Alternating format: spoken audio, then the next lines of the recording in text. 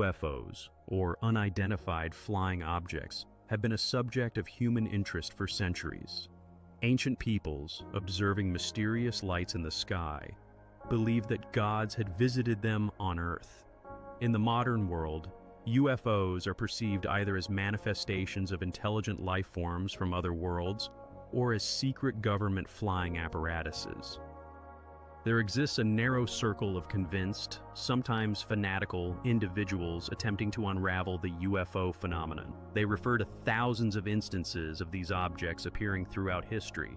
Their main opponent is the American military, which, according to UFO researchers, systematically withholds information about unidentified flying objects. The government, many believe, does everything possible to protect secret military projects and conceal extraterrestrial technologies from the public. In March 1997, over Phoenix, Arizona, thousands of people witnessed inexplicable lights in the sky. Some of them were convinced that a giant alien spacecraft flew over them. At the same time, 2 women reported a collision with a military spacecraft on the highway a few kilometers from Houston. After this incident, they experienced serious health problems. Questions about whether these observers have evidence of contacts with UFOs and whether the United States government truly safeguards information about aliens remain open. Perhaps these facts will forever remain in the archives under the heading Unresolved. In mid-March 1997, many residents of Phoenix noticed strange lights in the sky that could be observed every evening around 9 o'clock for a week. UFO researchers eagerly followed these lights, while mobile phones, internet websites, and pagers spread the news of the unusual events. Observer Tom King, having brought along an advanced video camera of his own invention, headed to the Indian reservation on Ridge Hill, from where the best view of the lights could be seen.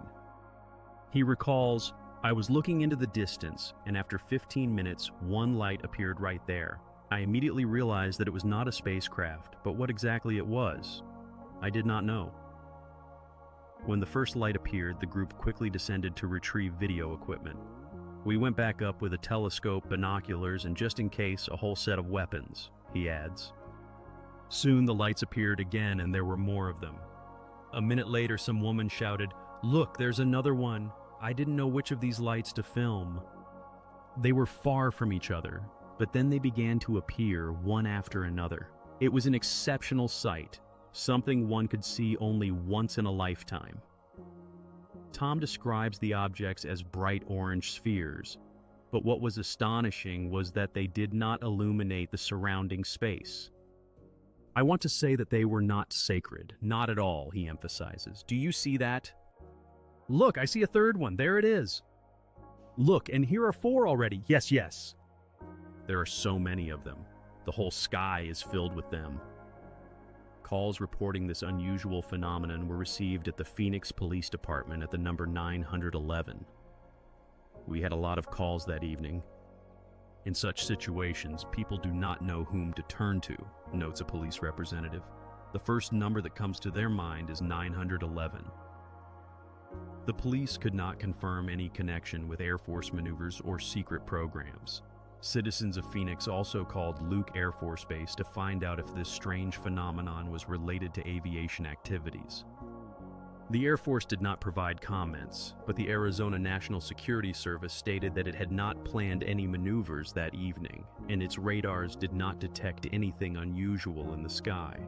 Despite this denial, the Phoenix Police Department continued to assert that the military must know something. To the east of Phoenix lies New Mexico, and to the west is California. Many rockets are launched in these states, and in good weather, they can be seen from many kilometers away. However, if someone notices something unexplained in the sky, it is most likely rockets. But such an explanation did not satisfy many residents. Frances Barwood, a member of the Phoenix City Council, decided to raise this issue at the next meeting. She noted, "I am receiving numerous phone calls regarding the lights in Phoenix. People are interested in the authorities' response to this phenomenon. They have accumulated many questions for the authorities. I think it is necessary to find out if anyone is conducting an investigation into what happened in our city. We must take this issue seriously, as the residents are concerned. They are seeking answers to their questions, and most importantly, they want to know the truth. I believe they have the right to do so. I strongly recommend that you address this matter. After her speech, silence fell in the hall, and the council members did not react to her proposal. Later, one of the mayor's aides approached her and said that the authorities did not want to deal with this issue and that she should not have raised it. After the meeting, Frances Barwood faced mockery in the press from some council colleagues. She and many residents of Phoenix realized that the government had no intention of conducting a serious investigation. On the 13th of March 1997, strange lights appeared in the sky over Phoenix. Thousands of witnesses reported their observations, and many captured these lights on film, which became the primary evidence of the UFO sighting. While the public demanded explanations, the military refused to comment on the situation, and the city government ignored calls for an investigation. Space observers decided to take matters into their own hands. Ted Lohman, one of the most well-known UFO researchers and a metallurgist by profession, nearly lost his sight in an industrial accident in the late 80s. During his recovery, he found time to pursue what had interested him his entire life: ufology. Later, he created a television program dedicated to this topic. I got on television in 1991. In my program, I wanted to tell the whole world that the UFO phenomenon does exist, he shares. Ted Lohman was shocked by the government's refusal to seek an explanation for the lights over Phoenix. Officials from the National Security Air Force provided contradictory and, in the opinion of UFO researchers, false information. The information was very chaotic from the very beginning. We tried to contact the so-called Luke Air Force Base through regular channels. A woman on the other end of the line said they were inundated with calls. Just a few minutes later, they started claiming that absolutely nothing was happening. Then a few months later, they began saying that there were some flares in the area. The Arizona National Security Service initially stated that there were no aircraft in the sky on the 13th of March. However, in May, after critical publications in USA Today, they changed their position, claiming that these were signal flares launched by representatives of the Maryland National Security Service for training purposes. Jim Delitoso, the president of a company engaged in computer graphics for entertainment products and the aerospace industry, is also interested in UFOs. He often collaborates with researchers, analyzing photos and videos documenting alleged encounters. We have been studying UFO images at the request of other researchers for over 20 years. We are like an independent laboratory. Researchers from Russia, Brazil, Canada, and many other countries reach out to us. When in March 1997 the lights appeared over Phoenix, we were evaluating them in this laboratory, not trying to prove that it was an extraterrestrial spacecraft. Measurements are being conducted to supplement the database. Jim Delitoso, like his colleague Lohman, believes that the Air Force's version of signal flares is not accurate. From a geophysical perspective, analyzing the triangulation survey based on 5 different video recordings, researchers obtain a location that does not match where, according to national security representatives, the signal flares were launched. Furthermore, the launch of signal flares lasted only 10 minutes, while the event of interest lasted several hours on the evening of the 13th of March. The difference, he says, is quite noticeable. He emphasizes, the lights that flew over us that night were absolutely not signal flares. As his experience in Vietnam attests, he has seen missiles launched by downed fighter jets. Signal flares have a characteristic flicker, and they are suspended by parachutes, which prevents them from having a clear geometric shape. Any military pilot will confirm this, he adds, insisting that there must be another explanation. There is a possibility that signal flares did exist, but he believes that something more was happening, a sort of show for the people in the Phoenix area. It lasted too long to be just a series of 5 signal flares, he says. wondering what really happened on the 13th of March, 1997. Thousands of Phoenix residents claim to have seen an alien craft passing overhead around 9 o'clock in the evening. Skeptics question the methods of UFO researchers, arguing that the burden of proof lies with those who report UFOs, not with those who try to debunk them. You must provide evidence that does not allow for another explanation, one that is more logical and probable, he emphasizes. Several months later, the National Security Service finally provided an official explanation for the lights over Phoenix, stating that these phenomena were caused by the maneuvers of an unknown aircraft over southern Arizona. The recording made at 8:30 was the result of the aircraft crossing into the territory of the area. Later, around 10 o'clock, it was signal rockets fired by the Maryland National Security Service, located 810 degrees southeast of Phoenix. Some UFO researchers claim that the signal rockets could have caused the effect observed around 9 in the evening, but they also note that a regular airplane could not have looked like the wedge-shaped flying object that witnesses saw that evening. The development of events resembles a military scenario. If one analyzes the flight trajectory, it is very significant, and if it is continued northwest of Henderson, one can reach the area of Nellis Air Force Base and Area 51. This information is intriguing, as Area 51 is a mecca for UFO researchers, a military base in the Nevada desert that is not marked on government maps. UFO researchers believe that the government is hiding many secrets related to UFOs at this unnamed base. The first reports of unusual phenomena came from the northwest and precisely marked the route. A great deal of speculation was stirred by something moving from Nellis Air Force Base or Area 51, possibly some super-secret spy plane flying in that direction. These sky-watching enthusiasts are convinced that they do not know the exact reason for the appearance of the lights on the 13th of March. The theory about spy planes exists alongside claims about alien spacecraft, and all these theories underscore a certain distrust of the government. The truth is, the main thing we want to find out, he says, adding that perhaps when they obtain it, they will not like it, but it is necessary to know. Many residents of Phoenix, including members of the city council, have expressed a request to investigate what happened. Tom King, a UFO observer, shares his dissatisfaction. I pay taxes into the Treasury and to some extent fund the jet fuel and those jet planes that conduct exercises. And when I have serious questions, I demand specific answers. He emphasizes that there is an unwritten law that while in government, one should not ask questions about such matters. Obviously, something came out that night. Hundreds of people have told me what they saw. They all describe the same thing. What was that? Despite active public protests, the military insists that they have nothing more to say about the lights over Phoenix in March 1997. Do you see this? Look, these are lights. Look, what is this? I can see them well.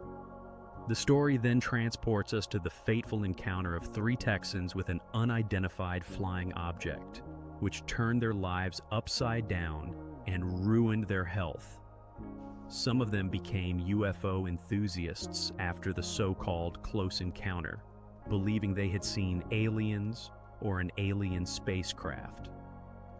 2 women recount how their lives changed catastrophically after their encounter with an unidentified spacecraft, and the community of UFO enthusiasts became the only place they could turn to for help. Betty Cash, the owner of a cafe in Dayton, a small town 70 miles north of Houston, recalls her encounter. That evening, on the 29th of December 1980, she and her friend Vicki Landrum, who worked as a waitress for her, set out with her 6-year-old grandson Colby to New Caney, Texas, to play bingo. Upon learning that the game was canceled, they headed back home. It was 9 o'clock in the evening. We turned back to Dayton from New Caney. Suddenly Colby said, "Grandma, what is that bright light?" The light was approaching the highway. Vicki screamed for Betty to stop. She said, "Betty, it's coming right at us, stop." I stopped and got out of the car. I was very curious. After the rain, they could not pull off the road, so they had to stop. Betty stepped onto the shoulder holding Colby. I hugged him in case he tried to run away from here. At that moment, they saw an object of an unclear shape in the sky, resembling a plane in distress. It was flying directly over the road, emitting streams of heat and flames downward. In shape, it resembled a diamond. It looked like it, and tongues of flame were bursting from its underside. Betty was terribly curious and was going to find out what it was. The light was so bright that it blinded me. I raised my hand and stood like this, trying to figure out everything I could. Vicky kept screaming for Betty to get back in the car, threatening that they would all burn. I grabbed the handle to open the car door, and I got severely burned. The flames from the craft heated the car to such an extent that touching it caused severe burns. Once inside, Betty turned on the air conditioning, as it was becoming unbearably hot inside as well. Gripped by terror, they watched as the craft attempted to regain its course. Finally, it rose above the road, and Betty managed to drive away from that cursed place. The craft rose and fell, and then slowly flew toward Houston. Just as the craft was moving away, we saw helicopters. These were unusual helicopters, similar to those used for landing troops. I had seen ones like that, but only in movies about Vietnam. Betty counted 23 helicopters, while Vicky said there were 21. They were pursuing the ship. They were completely unconcerned about our presence down on the road. The helicopters were moving in the same direction as the ship, and Betty kept track of their direction, noticing that they neither fell behind nor got closer. Dedikesh was driving the car away at a frantic speed, while Vicky Landrum was trying to calm her grandson. Despite having turned onto another road, the strange convoy continued to pursue them. After they had traveled about 16 kilometers, they encountered a whole line of helicopters flying with their searchlights on. These were large helicopters. Betty Cash, despite the burns on her hands, neck, head, and chest, managed to drive the car to Daytona. Vicky had severely burned her face and she was experiencing intense pain in her back. All three were dehydrated and kept drinking water without stopping. At 20, Vicky's son was trying to persuade his mother to go to the hospital and get checked out, but Vicky was afraid that her story would raise suspicion among the doctors. She recalls, "My son begged me to go to the hospital that same evening after I told him what had happened. And I said that if we went to the doctor, they would think we had gone crazy. I felt so bad all night, I was so nauseous." The next morning, she woke up and found a whole strand of her hair on the pillow. Blisters had formed all over her face and body.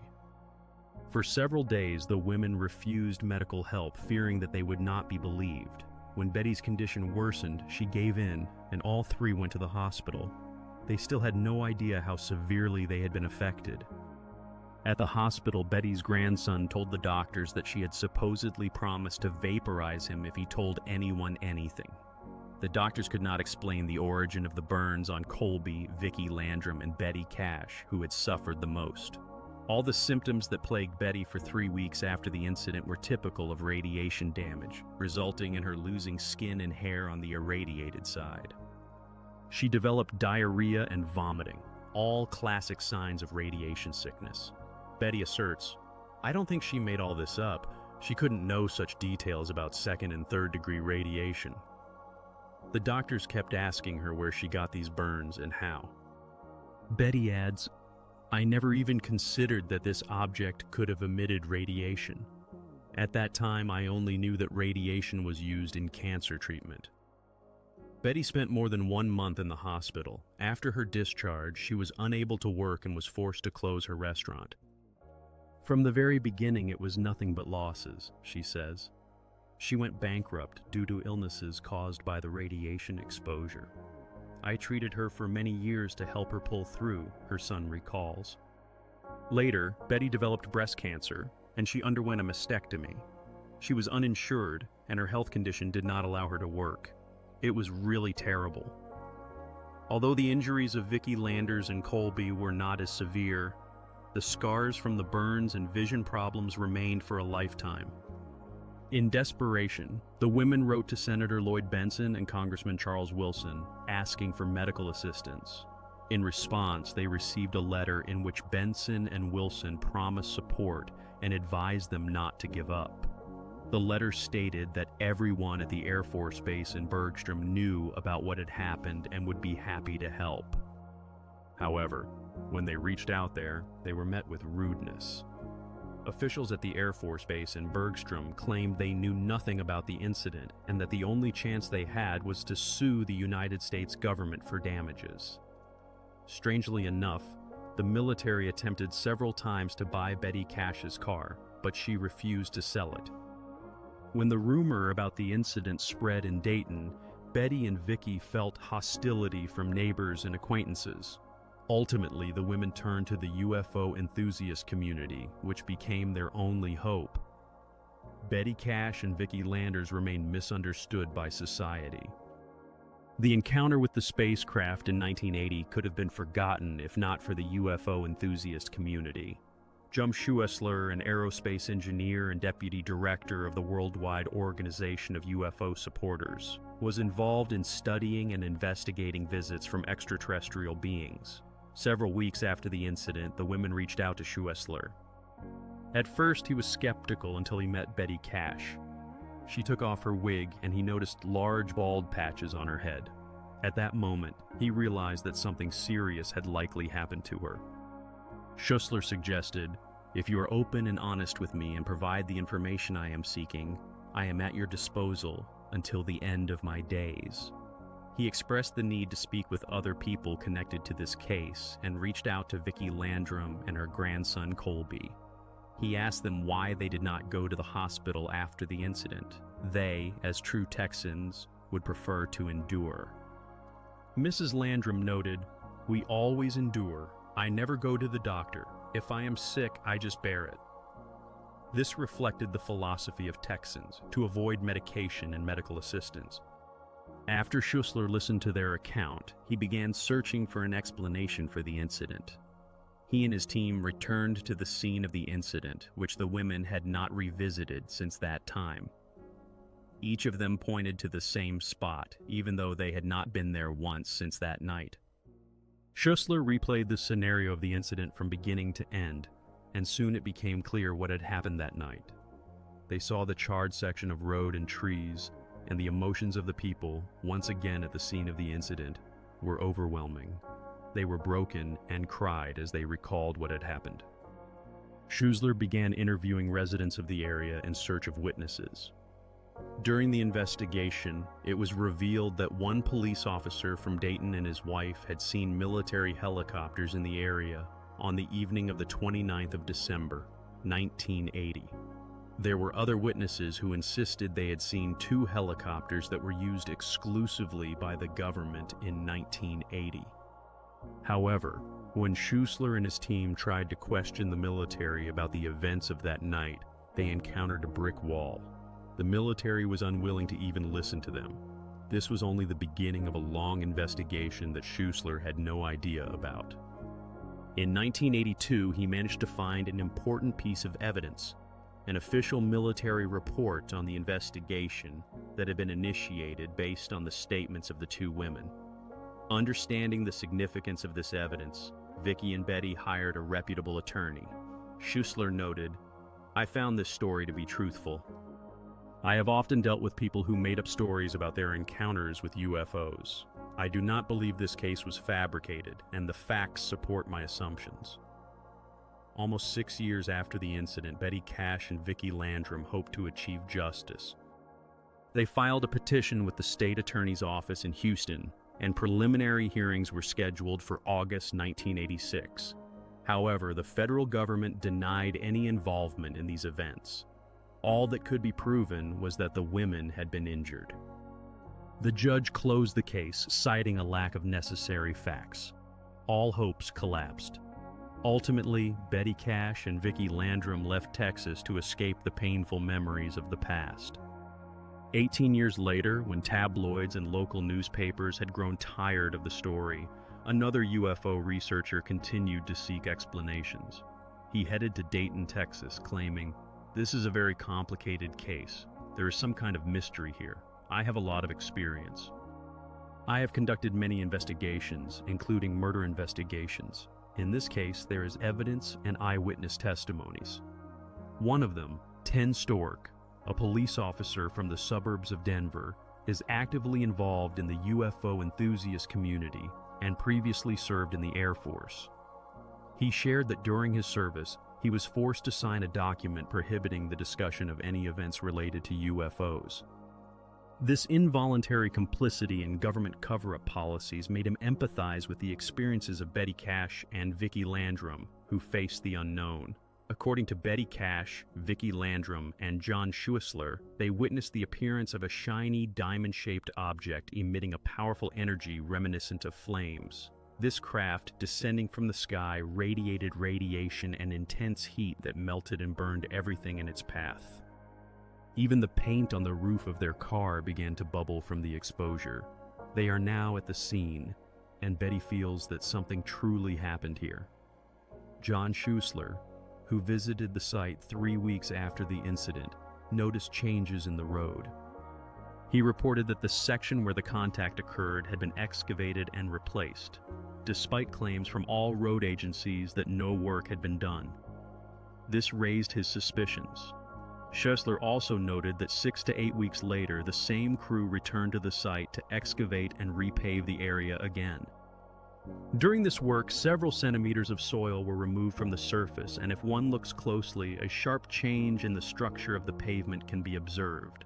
This change is only seen in this specific spot on the road, which clearly indicates something more than just a mistake by the road workers. Stork adds that young trees that once grew along the highway have disappeared.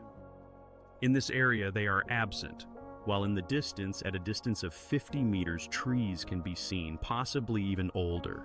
This raises questions. Why are there no young trees left in this spot? Were they excavated, and if so, why? Researchers speculate that the United States military might have repaired the road to conceal evidence of the unexplained encounter between Betty Cash and Vicki Landrum. Stork is confident that there are still undisclosed clues and hopes that by continuing to act and pressuring the authorities, they will be able to get answers to many questions. He dreams of finding a person who will not be afraid to confess. I was on that helicopter, I was there, and I deeply regret what happened to those people. Stork emphasizes the importance for UFO enthusiasts to continue working on these issues until the truth is reached.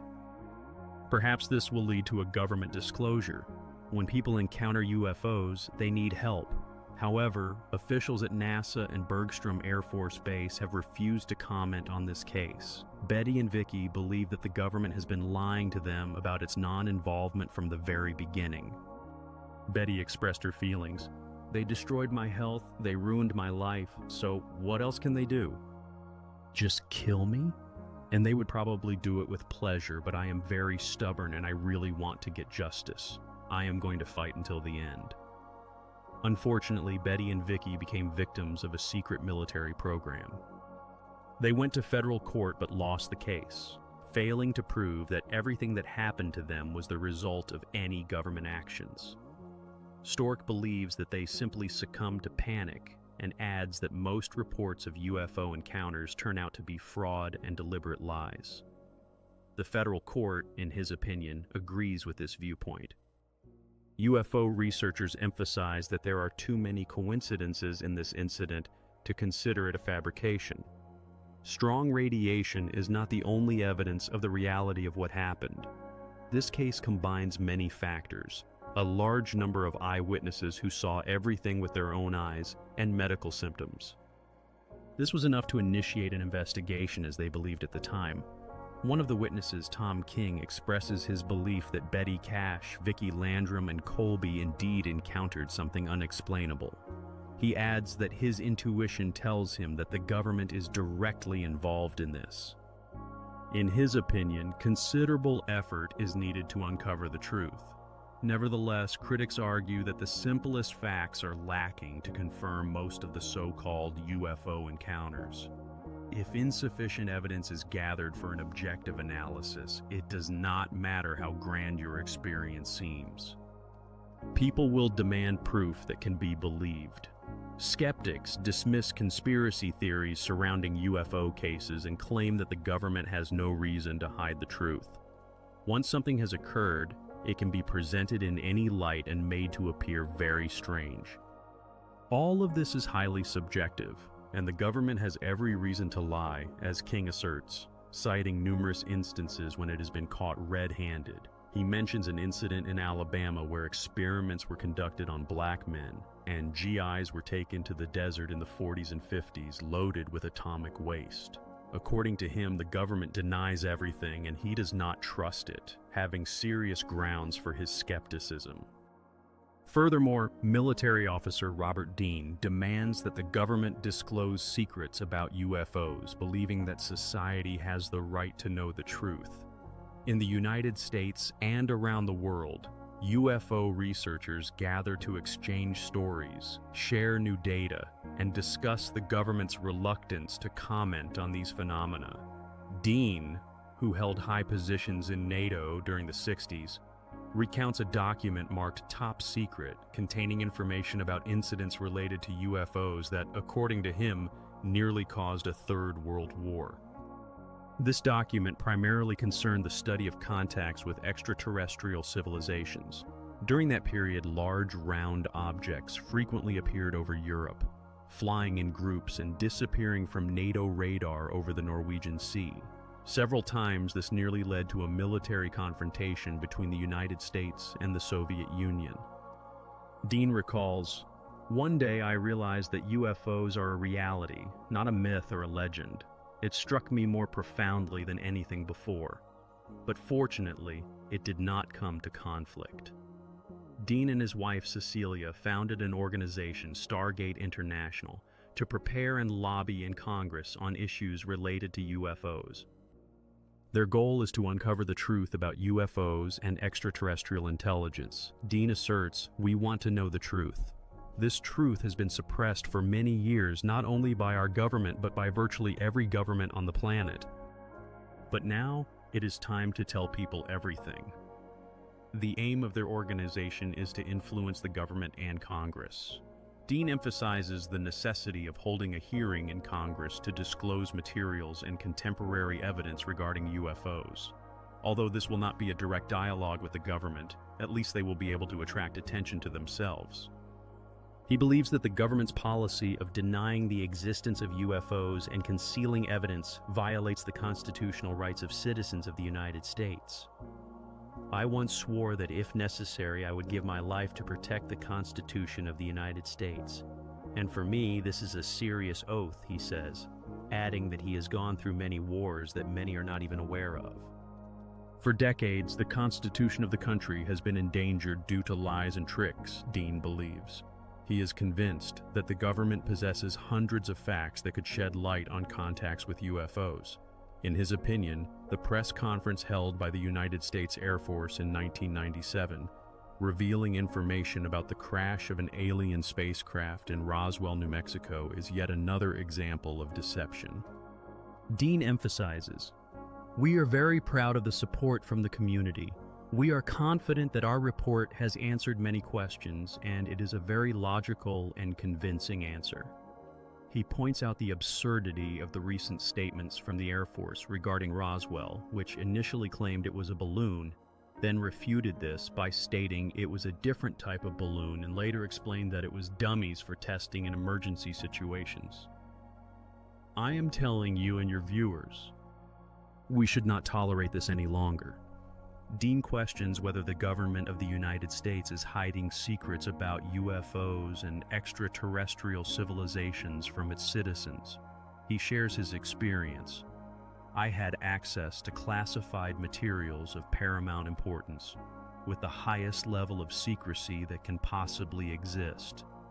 He does not believe that the military can keep such materials secret for such a long time, especially secrets like UFOs.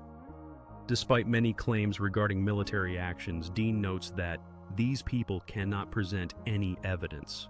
Nevertheless, UFO researchers continue to insist that the government is unwilling to disclose secrets and is hiding evidence of extraterrestrial visits. He further describes his current location.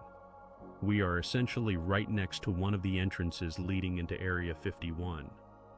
This area is surrounded by numerous myths, and no one knows who is in charge there. I have a feeling that there is probably a huge amount of crashed craft buried out there in the desert. Although Dean has heard numerous stories and read testimonies, he admits, we have no purely physical evidence. He continues, for example, there is no crashed flying saucer from Area 51 that we could present to the other members of society. Most skeptics, while acknowledging the possibility of the existence of other intelligence in the universe, do not believe that it has ever made contact with Earthlings. UFOs exist. People see things that they cannot explain. They have always seen them, and they will always see them. That is normal. Dean asserts that UFOs will exist at least as long as there is something in this universe that is beyond our understanding. If they have already been here, we know what they represent from a technological standpoint. We can only hope that they come to us in peace. He believes that contact has already occurred. I think they walk among us on our planet just like we do. Dean suggests that in the coming millennium, changes in society and power will make people capable of accepting those who have already arrived and those who will arrive. We are all a little afraid of these contacts because we absolutely cannot imagine what to expect from them. We do not know. For UFO researchers, the question is not whether contact will occur, but when it will occur. These people continue to look at the sky and study the stars, conducting their own investigations and trying to pressure the government in search of evidence of extraterrestrial ships. Nevertheless, the question of who populates the skies and what secrets the government is hiding from us remains unsolved.